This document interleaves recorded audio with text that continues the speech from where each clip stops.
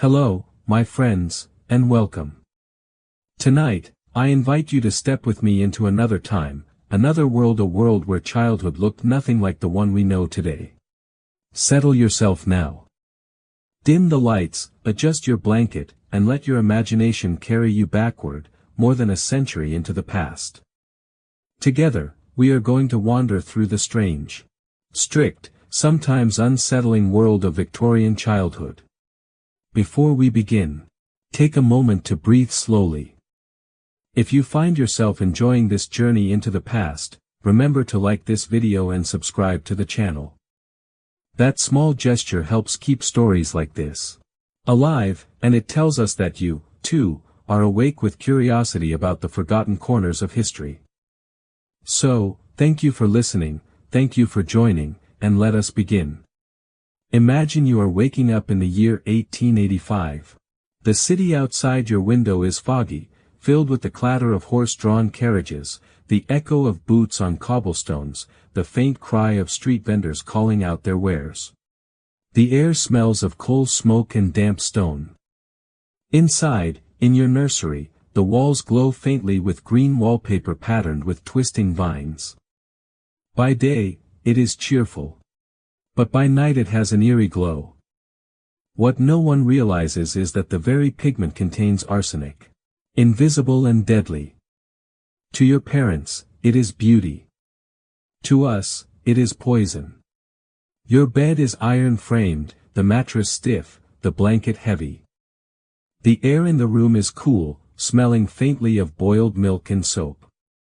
You stir, and before you can even rub the sleep from your eyes, Nanny's voice calls. Sharp, crisp, authoritative. Nanny is not your mother, not a relative, but she holds more power over your daily life than anyone else. She is disciplinarian, guardian, jailer, and, sometimes, reluctant comforter. Her apron is starched, her keys jingle as she moves, her eyes miss nothing. You sit up quickly, knowing hesitation is dangerous. The day begins not with freedom, but with inspection. Are your nails clean? Is your hair smooth? Are your clothes in place? Complaints are useless. A shiver is met with, stand straighter. A yawn with, children do not slouch. Already, before the day has even truly begun, you are being shaped, molded, corrected. Childhood, in the Victorian mind, is not a season of joy. It is a season of preparation. Rules govern even your movements. You are not to walk casually across the nursery floor. You tiptoe. Always softly, always carefully. Children should be seen but not heard. That phrase is not only proverb, but law in the household. You are not expected to chatter, to laugh, to question. Silence is your armor. Obedience your only shield. The nursery is filled with objects, but few are toys as we understand them. Alphabet blocks lie in neat rows on the floor, but they are not for castles or towers. They are for learning letters, for spelling moral words, for lessons disguised as play. Dolls stand stiffly in their places. Not for cuddling, but for demonstrating proper domestic roles. Even your amusements are instructions. To play wrongly is to fail morally. To laugh too loudly is to invite correction. At the center of the nursery stands the nurse's chair. Wooden, plain, but monumental. From this chair, Nanny observes, interrogates, commands. It is less a seat and more a throne. She sits upright, her eyes following every move. You dare not fidget under her gaze. And yet, sometimes, when illness strikes, she is the one who sits awake through the night, feeding you spoonfuls of bitter syrup. Laying a cool cloth on your forehead. You do not know whether to fear her or to love her, and so you do both. Breakfast follows quickly, and with it, another performance of obedience. You file into the dining room, posture checked, shoes inspected. The table is long, the chairs stiff. A bowl of porridge is set before you, gray, steaming, faintly lumpy. You eat silently, spoon clinking softly. Across the table. Your sister hesitates, staring at her bowl. A warning cough from Nanny, and she begins to eat faster, tears stinging her eyes. Even a pause in eating is judged as weakness. Occasionally, there is bread. Rough, grainy, sometimes with specks of grit left from the mill. Jam is a miracle, appearing rarely, spread thinly. That taste of sweetness feels like sunlight breaking through clouds. You savor it, knowing you may not taste it again for months. To ask for more would be greed. To express dislike for the porridge would be rebellion. Food is moral, food is discipline, food is training for the soul. The silence of breakfast lingers long after bowls are cleared. Conversation is minimal. Laughter non-existent. You are reminded again, children eat, they do not speak. Children obey, they do not question. You learn these truths with every mouthful, every glance, every withheld word. After breakfast, the day does not open into freedom. It narrows, sharpens, presses you into shapes designed not for children but for adults' expectations. Sometimes you are led to the drawing room. That shrine of formality. The carpets are thick, muffling sound, the curtains heavy, shutting out the light. The air is heavy with polish and the faint, sour sweetness of coal smoke. Adults gather here. Their voices hushed but firm, their clothing starched and dark. You enter quietly, guided to a chair smaller than the rest but no less stiff. You perch upon it, back straight, hands folded, eyes lowered. This is not a room for play. This is a stage, and you are on display. You must not wriggle, must not sigh, must not let your eyes wander too long toward the plate of biscuits on the sideboard. They gleam in the dim light, golden and tempting. But temptation itself is danger. To reach for one would be scandalous. To look too long would be shameful. The adults talk. They talk of politics, of sermons, of family reputations, of money. Their words swirl above your head, half understood but heavy nonetheless. You feel the weight of them without needing to know their meaning. And always, always, you must remain silent. Children are not to interrupt, not to question, not to draw attention. A giggle, a shuffle, a sigh, all can draw the sharp glance of an ant in black, her eyes cold as stone. You have seen what such a glance can do. You have watched a cousin giggle once. Softly, secretly, and you have seen the room freeze. His laugh died in his throat. Later, the adult spoke of it, so undisciplined. So poorly taught. That one moment became a stain upon his character, repeated in whispers at later gatherings. You learned then what silence meant. And if the drawing room is a stage, then school is a training ground. Here the lessons are strict, repetitive, endless. You sit at a desk, the slate before you, chalk dust clinging to your fingers. The room smells of ink and wool, damp with the breath of children held in silence. The teacher's eyes are sharp. His cane sharper. Letters must be drawn perfectly. Loops and lines, curves and strokes, repeated until your hand aches. Mistakes are not tolerated. An error is not simply incorrect, it is careless. Shameful. Carelessness, the teacher says, is the seed of sin. You bite your lip, hand steady, desperate to avoid the crack of cane against desk. Sometimes the lesson is posture. You are told to stand, to balance books on your head, to walk slowly across the floor. Shoulders back, chin lifted, steps measured. The books wobble, your neck strains, but you keep walking. Complaints are weakness. To stumble is failure. A curt nod if you succeed. A sigh of disappointment if you falter. Every step teaches you not grace, but submission. Moral sayings are recited until they blur into song. Cleanliness is next to godliness. Idleness is sin. Silence is golden. Over and over, the rhythm carving itself into your bones. These words will follow you long after childhood, whispers in your mind when you slouch, when you pause, when you laugh too loudly. They are chains disguised as lessons. Yet even in silence, children remain children. Imagination sparks where rules seek to smother. You look at the chalk dust and imagine it as snow, swirling through a winter landscape. You watch the books balanced on heads and picture them as crowns, making kings and queens of your classmates. Outwardly obedient, inwardly dreaming. At home, the rules continue without pause. Shoes must be polished until they shine. Hair must be combed until the scalp burns. Clothes brushed, nails scrubbed, manners perfected. A missing button is not only disorder but disgrace. A slouch is not only laziness but sin. You live in a world where every gesture is moralized, every action weighted with consequence. And beneath it all lies fear, not loud, not dramatic, but quiet, constant. The fear of being noticed. The fear of failing. The fear of drawing attention when invisibility is safer.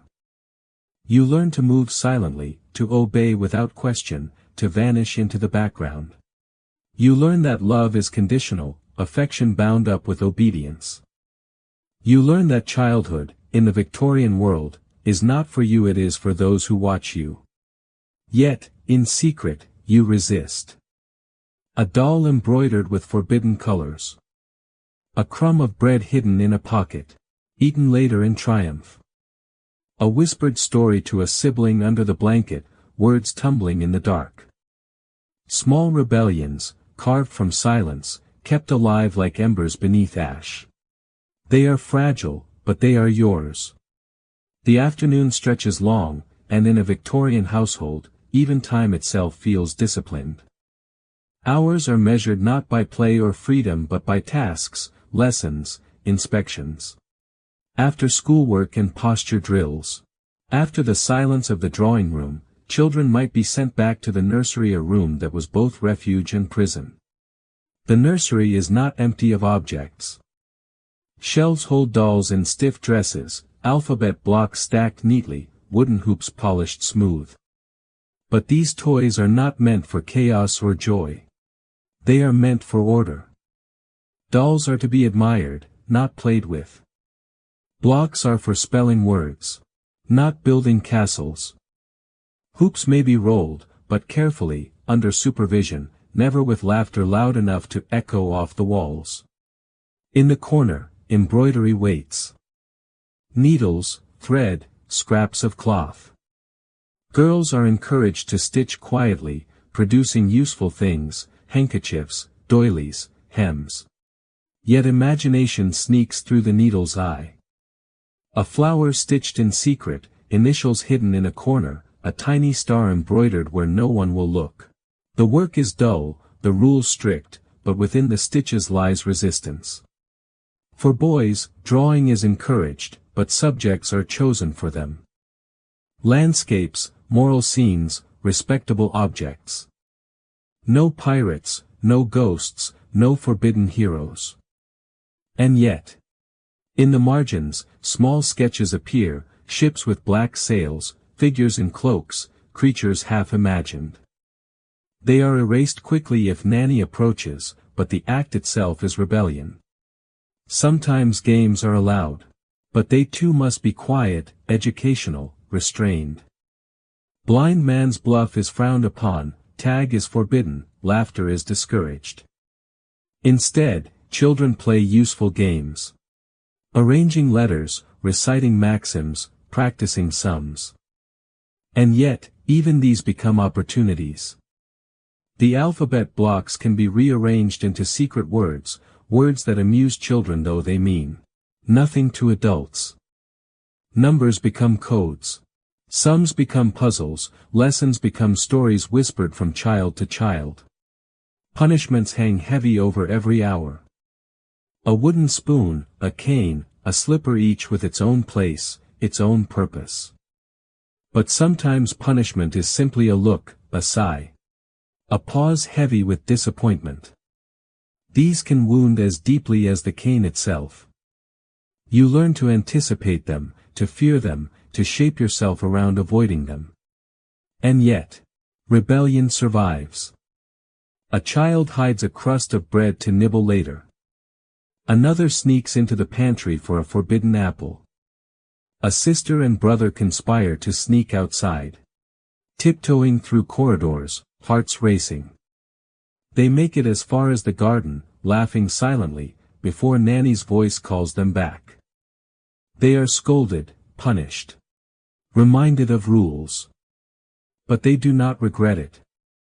The memory of freedom, however brief, is worth the consequence. Evening draws in, and with it, a new kind of discipline. The nursery is inspected again, beds made, clothes folded, toys in place. Then comes prayer, the kneeling. The murmured words, the ritual repeated night after night. And then, at last, bed. The iron frame is cold, the blanket heavy, the wallpaper glowing faintly in the dark. Shadows twist, shapes shift. The mind fills with fears. Every creak is footsteps, every sigh of wind a whisper. You lie awake, heart pounding, imagination racing. Perhaps you remember Nanny's warning spirits that punish laughter after sundown, curses that follow disobedience. You pull the blanket to your chin, silent, still, waiting for sleep to come. And when dreams arrive, they are filled with both fear and freedom. You dream of endless porridge. Of stern faces, of footsteps in halls. But you dream also of open fields, of laughter without punishment, of skies without ceilings. This is the paradox of Victorian childhood. Outwardly strict, inwardly alive. Outwardly silent, inwardly dreaming. Outwardly obedient, inwardly rebellious. Children live under rules that shape every hour, yet they invent freedom in the cracks. They endure discipline, yet they create stories. They are silenced, yet they whisper. They are restrained, yet they imagine. As we look back now, we see both cruelty and resilience. We see arsenic wallpaper, dangerous syrups, endless rules. But we also see imagination, adaptation, survival. We see children who, despite everything, found ways to laugh, to dream, to hope. And so part 1 closes where it began, in the nursery, under Nanny's gaze, in the quiet hours of a day ruled by discipline. But within that quiet, a spark glows. The spark of childhood itself, stubborn, unyielding, alive even in the strictest of times. Meals in a Victorian household were not simply times for nourishment. They were stages, carefully choreographed performances where children played roles they did not choose. And where silence was as important as food.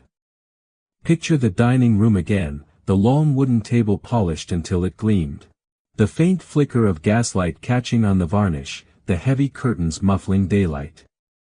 The chairs are stiff-backed, tall, designed more for posture than comfort. You climb into one, your feet dangling above the floor, your hands folded neatly in your lap, and you already sense that you are not here to eat but to behave. The first sound is the scrape of a chair leg across the floor as your brother shifts. It is small, barely audible, but in the tense silence it sounds enormous. He glances down quickly, cheeks burning red. You know he will be reminded later to move with more grace. More control. You grip your spoon tighter, determined not to draw the same attention. Even the smallest accident, a clink too loud, a crumb falling onto the tablecloth, can be magnified into evidence of poor character. The porridge is set before you. Steam curls upward, smelling faintly of oats, boiled milk, perhaps water. It is gray, sometimes lumpy, sometimes thin, and it tastes of discipline more than nourishment. You raise your spoon carefully, your wrist stiff, and you eat in silence. The sound of spoons scraping bowls becomes the music of the meal. Words are not spoken unless necessary. And even then they are clipped, formal. Your sister lingers too long, staring at her porridge as though willing it to vanish. Nanny clears her throat softly, but that sound alone is enough. Your sister's spoon moves faster, her eyes glistening with unshed tears. She swallows mouthful after mouthful, as though the taste matters less than the need to be done. You watch, and you learn. Delay is dangerous. Hesitation invites notice. In the Victorian dining room, invisibility is survival. On rare days, a dish of jam appears at the center of the table. The children's eyes widen, but no one dares to reach. Only when mother or father gives permission does a spoonful find its way onto bread. The jam is sweet, rich, miraculous. You take one bite, savoring it as though it were sunlight captured in sugar. You want more, desperately, but you know better. To ask is greed. To accept what you are given is virtue. That one taste must last, not only through the meal, but as a memory to be carried for weeks. Food, in this household, is moralized. To eat without complaint is to show strength. To refuse is rebellion. To ask for flavor is weakness. Parents believe that plain food builds plain virtues. Resilience, moderation, humility. Sweets are rare because they encourage indulgence. Rich food is discouraged because it tempts the appetite. What matters is not how the meal tastes, but how you behave while eating it. And so you chew your bread, swallow your porridge, drink your boiled water. You sit straight, hands folded between bites, eyes lowered. You do not look around, you do not speak unless spoken to. You do not complain. You know that each gesture is judged. Each moment is recorded in the silent ledger of childhood discipline. After the dining room, the children are sometimes led into the drawing room. This is not a place for play or comfort. It is a stage of formality. Imagine stepping into the room, thick rugs dampen your footsteps. The air smells faintly of coal smoke and polish, and the clock on the mantel ticks with a rhythm that seems louder than your own heartbeat. The furniture gleams with careful care. Every surface dusted, every object arranged. Adults sit stiffly in their chairs, faces stern, hands folded. You are guided to a seat on the edge of a stiff chair. Your feet dangle again. You are told to fold your hands, to keep your eyes lowered, to sit without movement. Here, you are not a child but a piece of furniture, displayed to show that you can embody control. A plate of biscuits sits on the sideboard, golden, tempting. The smell of them hovers faintly in the air. But you do not look at them. To glance too long is greed. To ask is unthinkable. You fix your eyes on your lap, on your shoes, on anything but the biscuits. Your mouth waters quietly. But your face must remain neutral. The adults converse. They discuss business, politics, the latest sermon, the news of relatives. Their voices rise and fall in patterns you half understand. You try to look attentive. But not too attentive. Interested, but not eager. Silent, always silent. If you fidget, if you shift, if you sigh, someone will notice. And noticing means judgment. Your cousin dares to whisper a joke once. His lips barely move, but you hear the soft giggle. It slips into the silence like a pebble into water. The room freezes. An ant in starched black fixes him with a glare so sharp it feels like a lash. He lowers his eyes instantly, the smile vanishing. Later, you will hear it spoken of in hushed tones, so undisciplined. So poorly raised. That one giggle will be repeated for weeks as proof of his character. You learn the lesson by watching. Joy is dangerous. School reinforces the same rules. You sit at your desk, a slate before you, chalk in hand. The classroom smells of ink, chalk dust, damp wool. The teacher's eyes are sharp, his cane sharper. You practice letters endlessly, loops and strokes, line after line. Your handwriting is not just penmanship. It is proof of precision. Proof of obedience. A mistake is not only an error, it is evidence of carelessness. And carelessness is weakness. Sometimes, posture is the lesson. You are told to stand, to balance books on your head, to walk slowly across the room. Your neck aches, your back burns, but you say nothing. To complain is to fail. To show pain is to prove weakness. The books wobble, you steady them, you keep walking. Better, the teacher says, nodding curtly. You feel pride, though it is muted. Moral maxims are recited until they blur into rhythm. Cleanliness is next to godliness. Idleness is sin. Silence is golden. Over and over, until the words lose meaning. They become part of you, etched into your memory like grooves into stone. A boy beside you whispers once, daring a small rebellion. The teacher hears. The cane raps against his desk, sharp as a gunshot. The boy jumps, his face red. Silence falls again. You grip your chalk tighter, your hand trembling. Fear keeps you quiet. Discipline keeps you still. Education here is not only knowledge. It is shaping. It is molding. It is discipline disguised as learning. The goal is not simply to teach facts but to teach control. And so you learn not just letters and sums, but silence and endurance. Even at home, drills continue. You are told to walk with books on your head, to sit without slouching, to eat without noise, to speak without error. Etiquette is not a set of guidelines. It is a cage of expectations. To falter is to fail. To succeed is to vanish quietly into the background, unnoticed because you have done everything correctly. And yet, children remain children. Beneath the rules, rebellion bubbles. Beneath the silence, imagination stirs. You begin to invent games in the quiet corners, to create stories in your mind while reciting maxims, to dream of adventures while walking stiffly with books balanced on your head. Outwardly, you are obedient. Inwardly, you are alive. Victorian parents believed in fresh air with an almost unshakable faith. No matter the season, no matter the weather, children were marched outside. Rain, fog, even snow, none of it was an excuse. The lungs must be trained, adults said. The cheeks must be reddened by the air.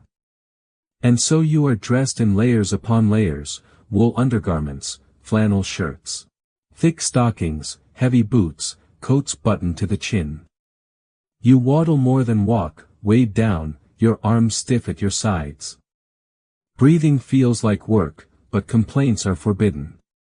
In the city, fresh air is anything but fresh.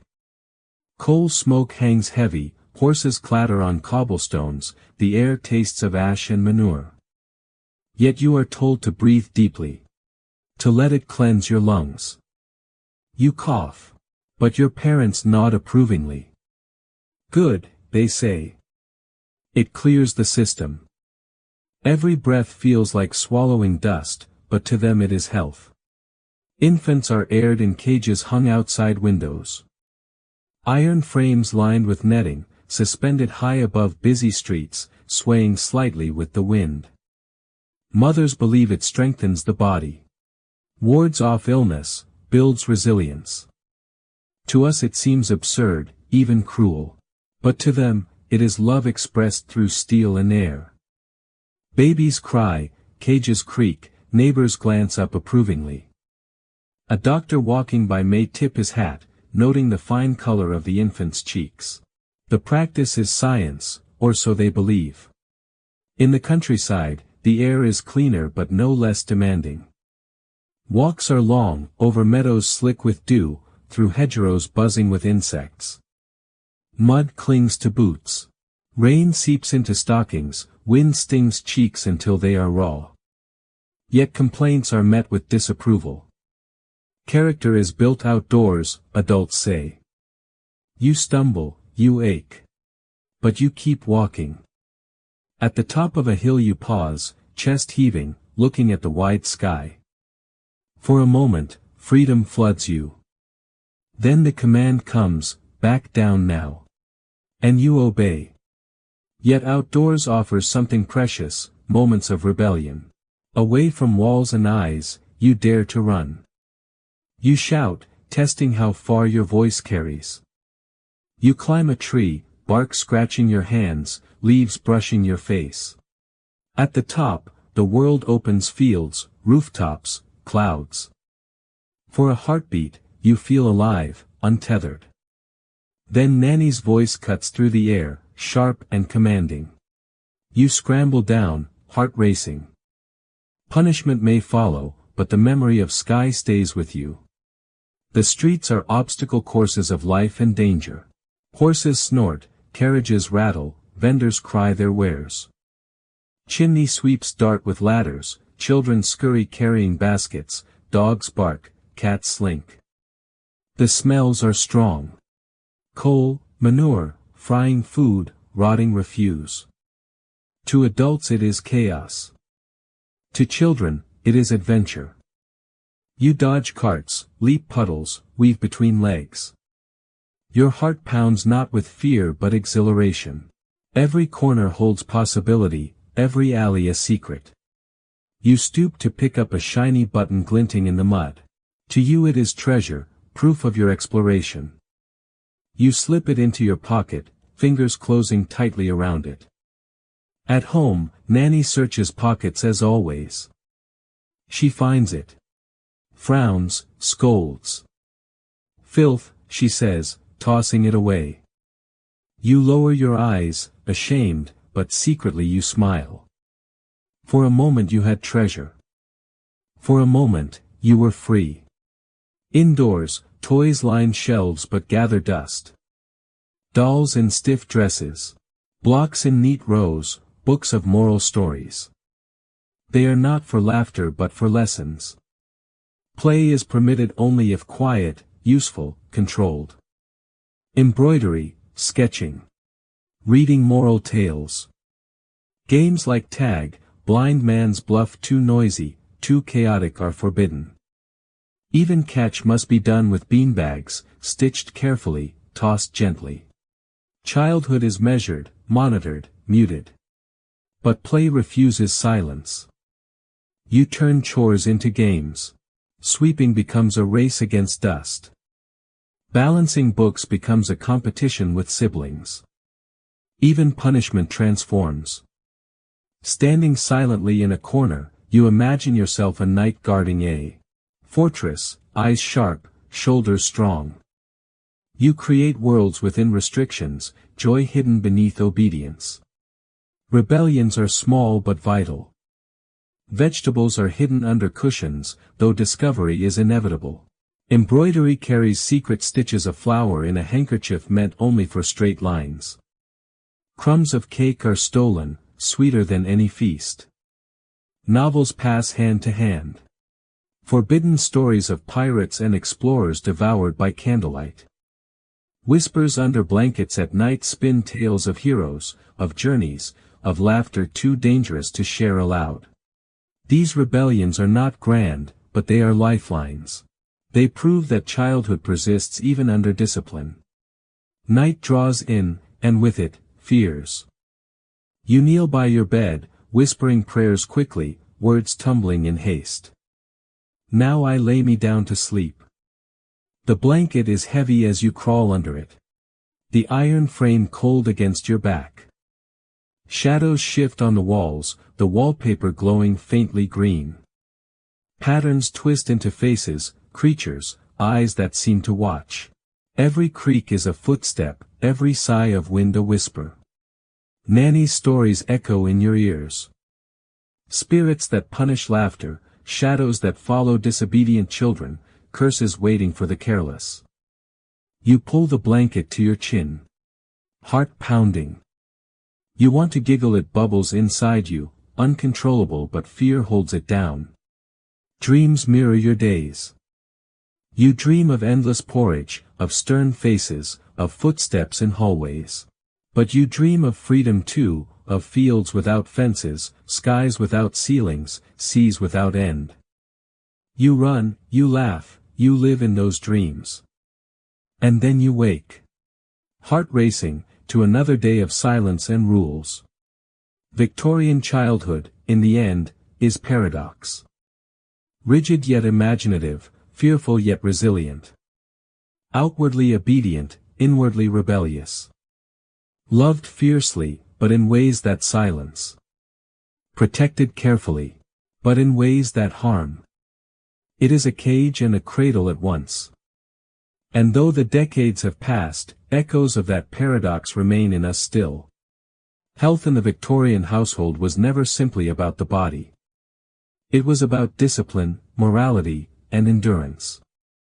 Illness was not only a physical inconvenience, it was a test.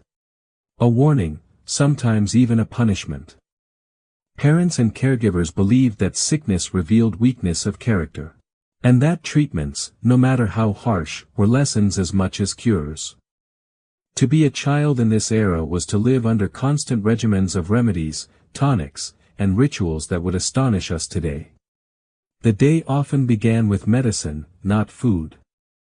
A spoon of cod liver oil, thick and viscous, poured straight from a brown glass bottle. Its smell was sharp, briny, unmistakable. A scent that clung to the air long after the spoon was washed. You dreaded it. The texture coated your tongue, the taste lingered no matter how quickly you swallowed. Your face twisted, but you dared not complain. Parents insisted it was good for you, that it would make your bones strong, prevent rickets, ward off weakness. You will thank us when you are older, they said, though gratitude was the last thing you felt. To you, it was misery. To them, it was love in liquid form. Later in the day, if you coughed or sneezed, a mustard plaster might be prepared. Cloth smeared with mustard powder, dampened, and pressed against your chest. The heat spread quickly, burning the skin, leaving it red, sometimes blistered. You squirmed, desperate to remove it, but hands held you still. The sting means it is working, you were told. You bit your lip, tears welling, and endured. The pain was considered proof of healing, not harm. In the Victorian mind, suffering was medicine. For colds or fevers, garlic necklaces were tied around your neck, the pungent bulbs swinging as you moved. The smell filled the room, sharp and overwhelming. Adults believed it drew sickness out, warded off evil humors, protected from unseen threats. You wore it dutifully, though children teased, though you disliked the odor. You accepted it, because refusal was unthinkable. On shelves in the pantry or medicine cabinet, bottles of soothing syrup waited. Advertised as miracle cures for teething or restlessness, they promised peace for both child and parent. You did not know, of course, that they often contained alcohol, morphine, or opiates. You only knew that after a spoonful, your limbs felt heavy, your eyelids drooped. Your mind grew foggy. You drifted into sleep, unaware that what calmed you was sedation, not comfort. Parents trusted the labels. They believed they were helping. The truth remained hidden until much later. When home remedies failed, the doctor was summoned. He arrived with a black leather bag, polished and ominous. Children dreaded that bag, for it held tools and treatments as strange as they were frightening. Inside were forceps, stethoscopes, vials of powders and tonics and leeches. The sight of them made your stomach turn. Slimy, wriggling, alive. Yet they were applied liberally, clinging to your skin. Sucking blood. To balance the humors, the doctor explained. You lay still, horrified, as the leeches wriggled and drank. Your parents nodded gravely, reassured by the ritual. The doctor snapped his bag shut when finished. The smell of leather lingering as he left. You shivered, marked by tiny wounds, but expected to be grateful. Every cut, every scrape, every bruise invited its own ritual. Iodine dabbed on wounds, stinging sharply. Vinegar baths for fever.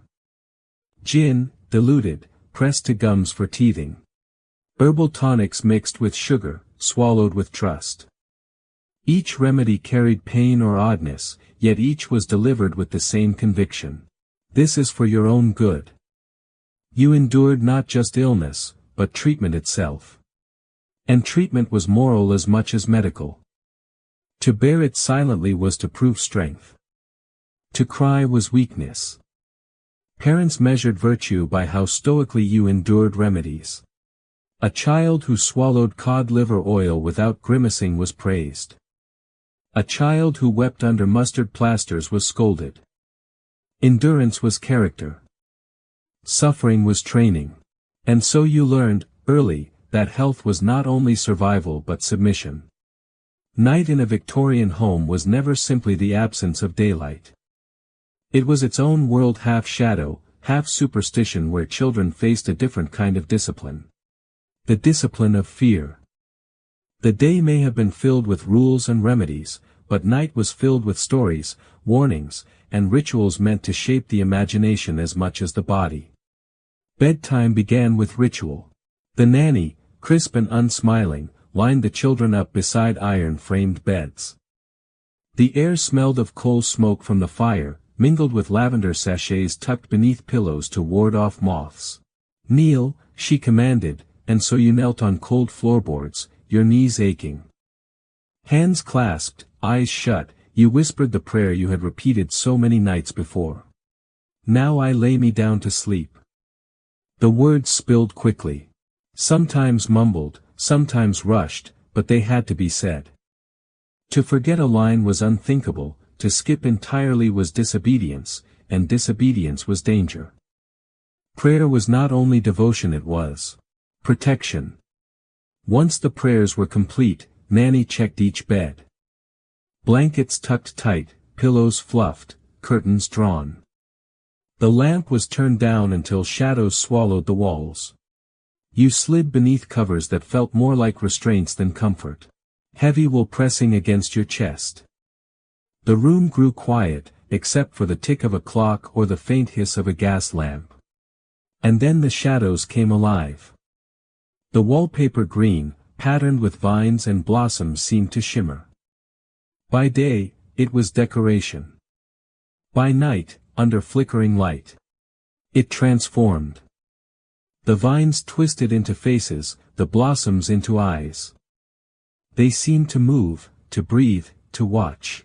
You stared, heart pounding, certain that the wall itself was alive. Every creak of the house became footsteps. Every sigh of wine through the chimney became a whisper. You pulled the blanket to your chin, trembling, but you dared not call out. To cry was weakness. To disturb the silence was sin. The nanny's stories only deepened the fear. By the dim glow of the lamp, she told of wandering spirits who punished laughter after sundown. Of children who misbehaved and were followed home by shadows, of curses that fell upon those who spoke out of turn. The stories were meant as lessons, but to a child, they were real. You lay awake, imagining shapes at the foot of your bed, convinced that a spirit lingered in the hallway. Even the sound of your own breath seemed too loud. A signal that might draw attention from something unseen. Superstitions governed the night. Mirrors might be covered with cloths, to prevent restless spirits from stepping through. Shoes were arranged neatly, to avoid inviting misfortune. Garlic hung by doors or windows. Its odor sharp, its promise of protection unproven but trusted. A black cat crossing your path earlier in the day lingered in your mind as you tried to sleep. Knocking on wood, whispered by adults before bed, echoed in your memory like a charm. Every object, every gesture carried meaning, every shadow a warning. Dreams were no refuge. They mirrored the day's fears. You dreamed of porridge bowls that never emptied, of stern faces that never softened, of corridors where footsteps followed but never revealed their source. You dreamed of laughter punished, of whispered stories that summoned figures cloaked in mist. You woke gasping, sweat on your forehead, eyes wide in the darkness. For a moment you were uncertain, was it dream or reality? Only the ticking clock reassured you, steady and indifferent. Yet not all dreams were fearful. Some were rebellions in themselves. You dreamed of fields stretching wide, of forests without fences, of skies so open you could breathe freely for the first time. You dreamed of running, shouting, laughing without reprimand. You dreamed of sweets piled high, of games played loudly, of stories told without fear. These dreams were gifts, flashes of freedom the waking world denied. You clung to them, even as the morning dragged you back into silence and rules. The emotional weight of night stayed with children long after they grew. Adults remembered not only the discipline of the day, but the terrors of the night. Some laughed at them in hindsight, shaking their heads at childish fears of wallpaper and wind. Others admitted the fear never left entirely, that shadows still unsettled them, that silence still pressed on their chests. Childhood nights had carved marks deeper than daylight ever could. And yet, within those fears, resilience was born.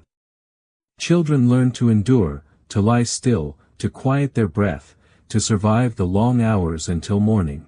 They grew strong in silence, creative in fear, imaginative in darkness. The very restrictions that suppressed them also forced them to invent ways to cope, ways to resist, ways to endure. Fear, paradoxically, became a forge. To us, looking back, these nights seem cruel. We imagine the fear, the loneliness, the weight of superstition. We marvel at parents who believed that terrifying stories were lessons.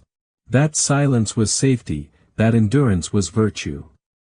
We wish we could comfort those children, tell them it was only wallpaper, only wind. But to them, it was real. To them, it was life. And to them, survival of the night was victory enough. Illness in the Victorian home was not rare, it was constant. Coughs lingered through damp winters, rashes spread without warning, fevers rose in the night. And each illness brought with it a performance of remedies, each one as memorable as the sickness itself. When the doctor was summoned, children dreaded his arrival. The sound of boots on the step, the knock at the door, the creak of the hinges as he entered all filled the nursery with unease. He carried a black leather bag, polished, heavy, smelling of tobacco and medicine. That bag was a mystery, and a threat. What lay inside was unknown until revealed. And each reveal was worse than the imagination. He opened it slowly, his fingers precise, and laid out instruments on the table, forceps, glass vials, powders, syringes. And sometimes, leeches. They writhed in jars, black and slimy. Alive. The sight alone made your stomach churn. Yet they were applied calmly, as though routine. One was placed on your arm, another on your leg, and you watched in horror as it latched. As it drank. Your parents watched too, nodding, reassured. The humors must be balanced, the doctor said. You lay still, every muscle tense, until it was done. Cuts were dabbed with iodine, sharp and stinging. Scratches were cleaned with vinegar, the smell filling the room. Fever invited vinegar baths, cold water poured over your body as you shivered. For teething, a rag dipped in gin was pressed to your gums. For coughs, mustard poultices burned your chest. For stomachaches, tonics were poured into a spoon, tasting of herbs, of bitterness, sometimes of alcohol. Each cure was its own trial, endured in silence, expected without protest. Endurance was measured as much as recovery. Parents praised children who swallowed cod liver oil without grimacing, who bore mustard plasters without crying, who endured leeches without struggle. To complain was weakness. To cry was shame. Illness became a moral test, and health a reward for obedience. Children grew to associate love with discipline, care with pain. Nanny tucked you in, but also punished disobedience. Mother stroked your hair, but also insisted on vinegar baths. Father smiled with pride when you endured silently, but frowned when you wept. Affection was conditional, tied to resilience. Love was real, but expressed through hardship. You grew confused, loving those who frightened you, trusting those who hurt you, obeying those who silenced you. And yet, despite everything, bonds formed. You remembered Nanny's stories, terrifying but strangely comforting in their routine. You remembered Father's pride, Mother's concern. The doctor's visits that broke the monotony of the nursery. You remembered sweetness, the rare jam. The biscuit, the stolen crumb of cake. You remembered laughter shared in whispers, games invented in silence, dreams of freedom in the night. Childhood was not only fear and discipline. It was also resilience, imagination, quiet joys carved out of darkness. As adults, many looked back with ambivalence. Some spoke proudly of their upbringing, crediting strict discipline with strength, endurance, success. It was hard, they admitted, but it made me who I am. Others carried wounds. They spoke of fear that lingered, of creativity stifled, of nights filled with dread. They admitted they had to unlearn silence, to rediscover joy, to heal from childhoods that demanded too much restraint. Looking back from today, we see contradictions clearly. We know arsenic wallpaper poisoned, lead toys harmed, soothing syrup sedated dangerously. We see remedies not as cures but as risks, discipline not as virtue but as suppression. We laugh at baby cages, shudder at mustard plasters, marvel at leeches. We cannot imagine raising children this way. And yet, echoes remain. We still debate discipline versus freedom. We still moralize food, praising plain diets as healthier. We still trust remedies that later prove flawed. The shadow of the Victorian nursery lingers faintly in our homes. And perhaps, one day, our own practices will seem just as strange. Screens in children's hands, processed foods on every shelf, schedules packed with endless activities. Future generations may marvel. May shake their heads, may wonder how we could not see. What feels ordinary now may one day be absurd. Every era believes it is wise. Every era is judged by the next. For the children of the 19th century, none of this was strange. It was simply life. They tiptoed through nurseries, swallowed bitter tonics, endured remedies, whispered rebellions, dreamed of freedom. They were loved fiercely. But in ways that silenced. Protected carefully, but in ways that harmed. Guided firmly, but in ways that suppressed. Childhood was paradox, and from that paradox, resilience grew. As you listen now, imagine again that child, sitting stiffly in a chair. Spoon in hand, eyes lowered. Climbing into bed, blanket heavy, shadows alive on the walls. Whispering prayers quickly, fearing what might lurk in the dark. Enduring remedies with lips pressed tight, praised for silence. But also, stealing a crumb of cake, stitching a secret flower, whispering a forbidden story. Small rebellions, small freedoms, small joys that kept the heart alive. That is the legacy of Victorian childhood, not only rules, remedies, and fears, but resilience, imagination, and quiet strength. A childhood forged in paradox, remembered with ambivalence, judged with hindsight, but lived with courage. The morning routine of a Victorian child was its own endurance test, a small theater of discipline before the day even truly began. The air in the nursery was often damp and cool. heavy with the smell of soap and wool. You awoke not to gentle light or soft voices, but to the sound of Nanny's footsteps, brisk and purposeful. The iron latch of the window rattled as she pulled the curtains back, letting in a trickle of grey daylight or, more often, the fog of a London morning. Dressing was not a matter of choice but of layers. Wool, flannel, linen, stockings, undershirts, petticoats if you were a girl, stiff collars if you were a boy. Each garment was tugged, buttoned, tied, adjusted.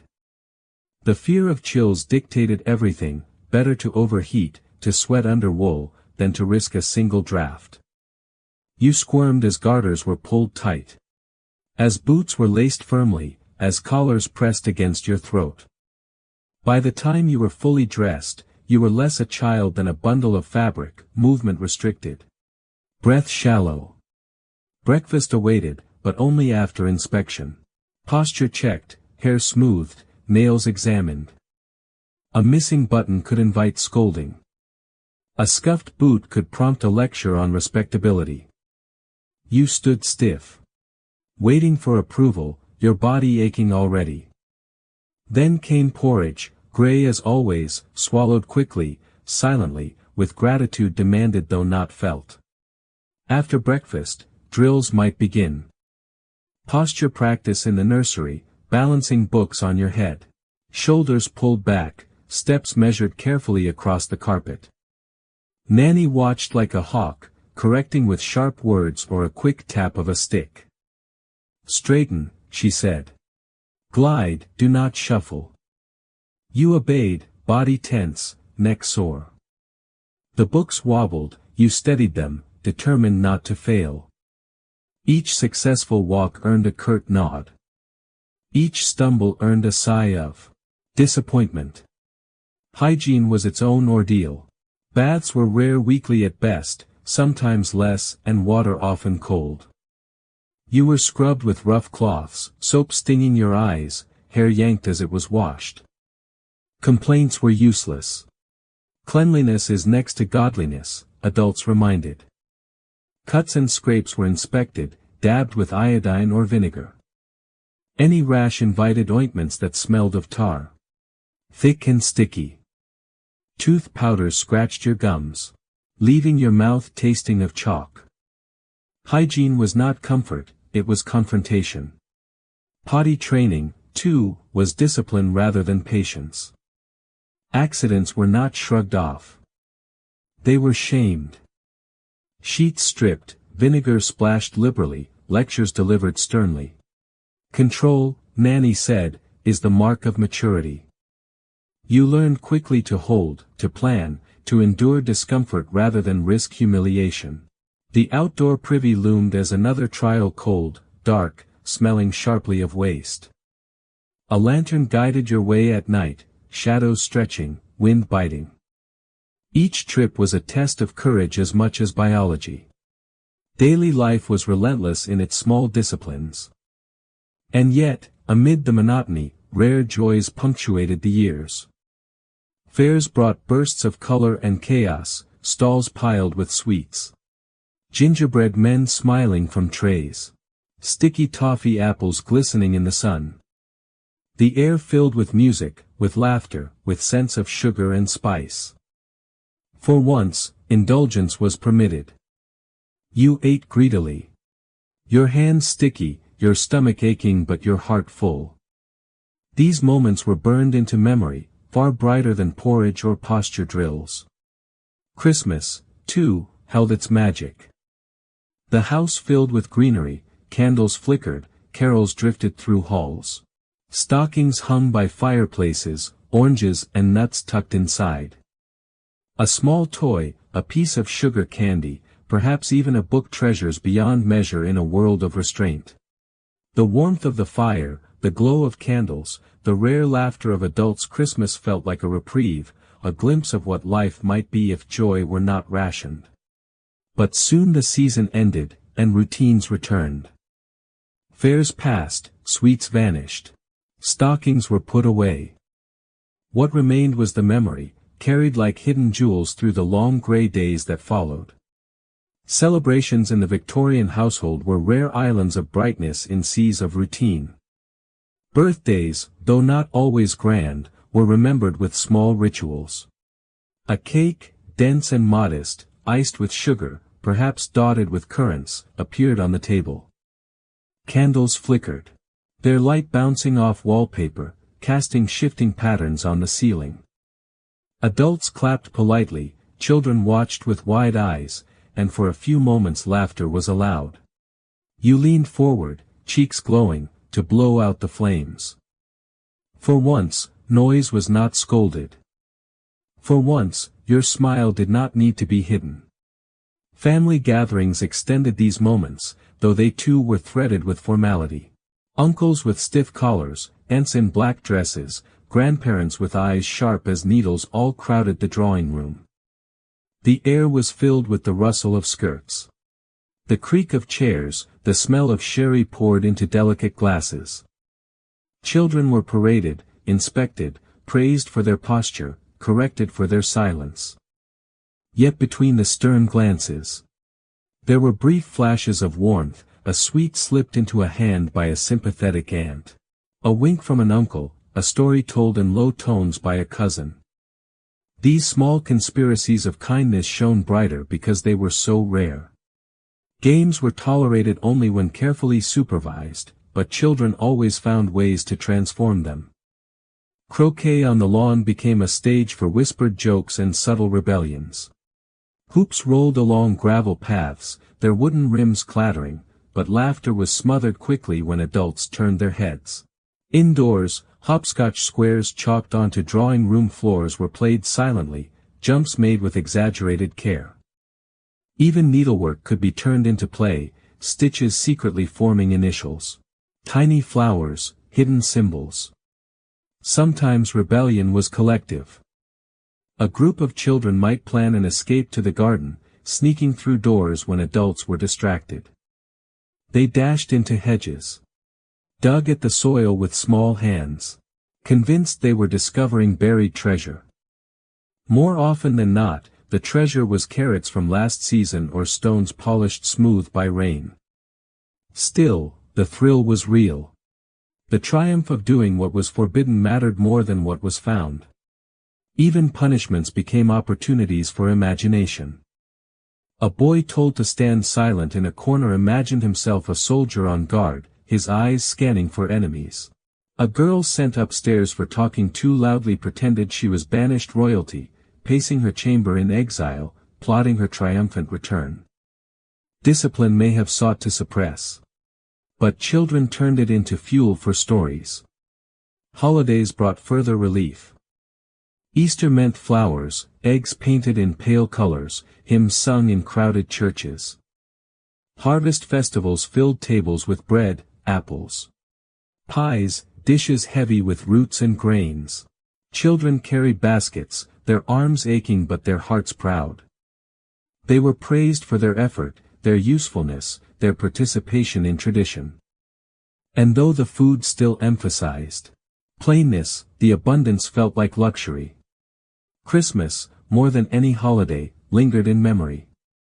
Evergreen boughs draped mantles, holly berries shone like jewels, candles burned until wax dripped thick.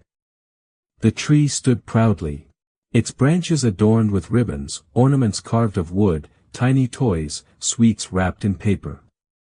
The fire crackled, the room glowed, and even stern faces softened in the light. Children hung stockings with trembling hands, waking in the morning to find them filled with nuts, oranges, sometimes a small toy. These were riches in a world where indulgence was rare. The sweetness of a sugar plum, the brightness of a new book. The warmth of laughter all etched into memory, replayed long after childhood had passed. And yet, even in celebration, restraint remained. Too much laughter was hushed, too much excitement frowned upon. Children were reminded to be grateful, to be modest. To remember that joy was a privilege, not a right. But perhaps that very restraint made the joys sharper. Every sweet tasted sweeter because it was rare. Every laugh rang louder because it was forbidden. Every holiday glowed brighter because it stood against the gray of daily life. These cycles of suppression and relief shaped not only childhood, but memory itself. Adults later recalled their Christmases not just for the gifts, but for the contrast the way the season felt. Like sunlight after endless clouds. They remembered fairs not just for sweets, but for the way they transformed the streets into wonderlands. They remembered laughter not for its sound, but for its defiance. Childhood was remembered as hardship. Yes, but also as resilience, creativity, and a stubborn spark of joy. The years of Victorian childhood left marks that lasted far beyond the nursery. Adults who had grown under nanny's gaze and parents' strictness carried both scars and strengths into their lives. Some praised the discipline. They believed it made them resilient, capable, prepared for the harshness of the world. They remembered mornings of posture drills, evenings of silent meals. Remedies endured without complaint, and they spoke with pride. It was hard, they admitted, but it built us. Others remembered differently.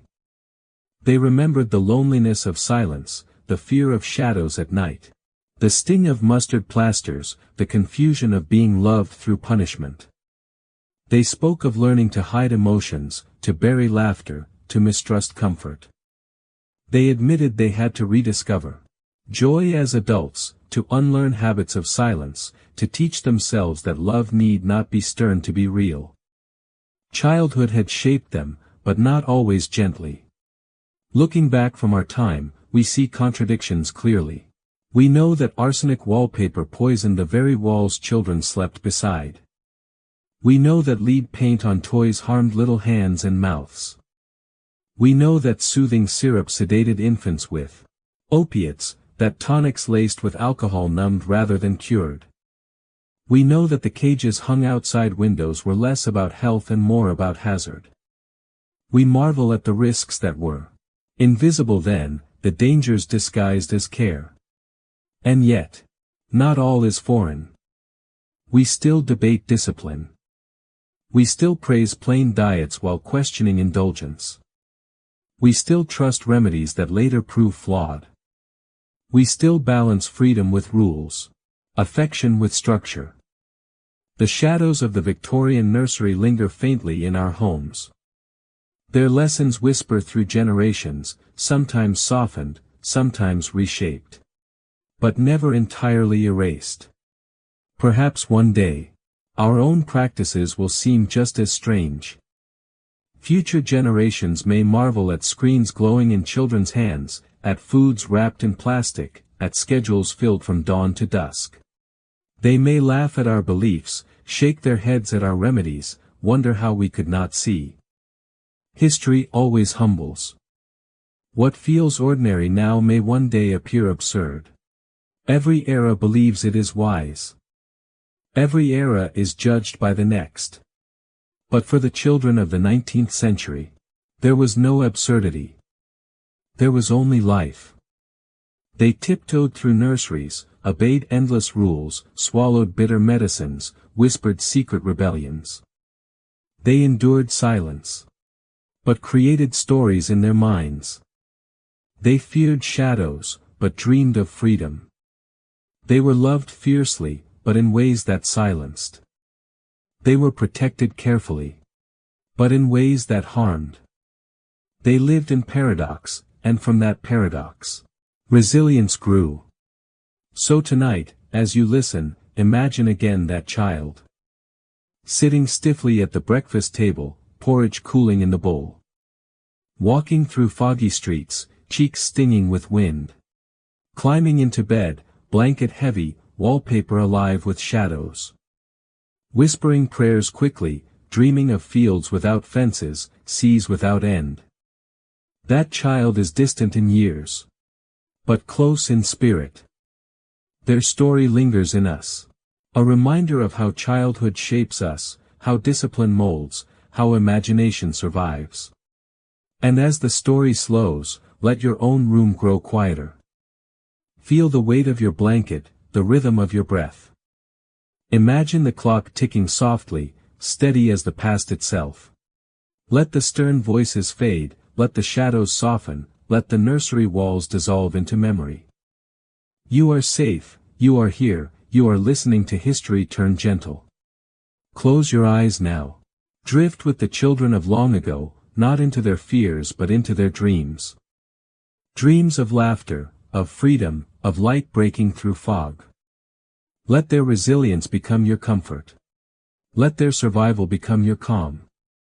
And as sleep approaches, know that you too have endured the day, and tomorrow will bring its own story. Good night.